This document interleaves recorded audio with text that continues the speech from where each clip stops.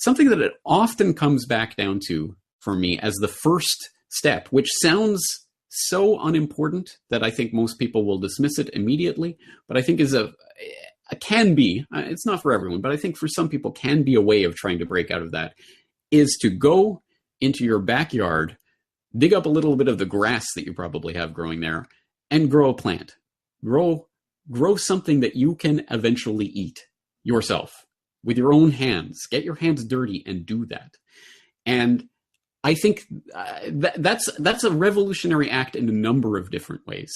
Of course, it's revolutionary in the sense that we are running into the era where heirloom seeds and non-GMO products will be more and more difficult to find and source. Unless you're growing it yourself, you certainly can't be certain that what you're eating hasn't been tainted by GMOs. And in fact, probably everyone, including myself and yourself and everyone who's listening to this, no matter how careful you are, you're going to be consuming genetically modified products at some point.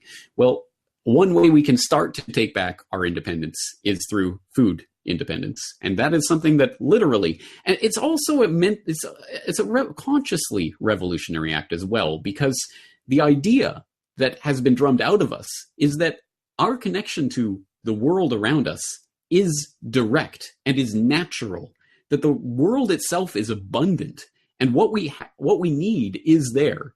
We might have to work for it, but we can do it with our own bare hands, and we can create what we need to survive, is an important thing to understand for a society that has now been so conditioned into, I'm hungry, let's go to the supermarket. I'm hungry, I'll go to the restaurant. We have to start reconnecting with nature itself, with the world around us, and realizing we can do things, physical things in the real world, and create real effects. Again, we're getting more and more disconnected with all of this as so much of our lives are now mediated through screens, and we're more and more observers of the world and less participants in it. So again, just a simple act like creating a little garden in your backyard can be the consciousness trigger to get people to see that. Again, it's not for everyone that has to be gardening, but anything you can do that starts to deprogram you from all of those systems of control is to the better.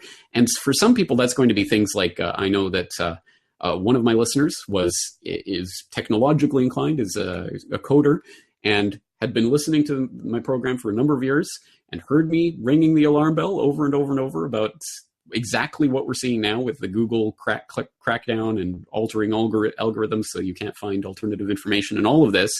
And he saw that and saw what was happening with YouTube and created BitChute.com, an alternative peer-to-peer decentralized video sharing platform that is an alternative to YouTube.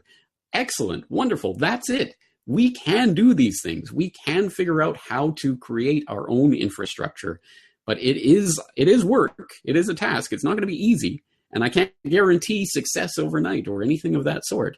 But unless everyone who's listening to this finds that thing, whatever it is they can do, and go out there and start doing it, then we'll never get out of this.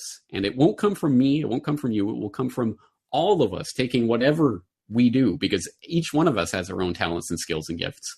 And if mine is communication, then I'm happy to use that in service of the greater agenda of freeing humanity in some sense, cognitively, and doing my small part in that greater task. And that's it. There's no easy answer to that, because again, everyone has their own gifts and talents and whatever it is they can do. But if everyone starts doing what they can do and getting their hands dirty, metaphorically or literally, then I think we can start to counteract this agenda, which so much relies on us just going along to get along, just being passive participants in the world, passive observers of the world rather than active participants.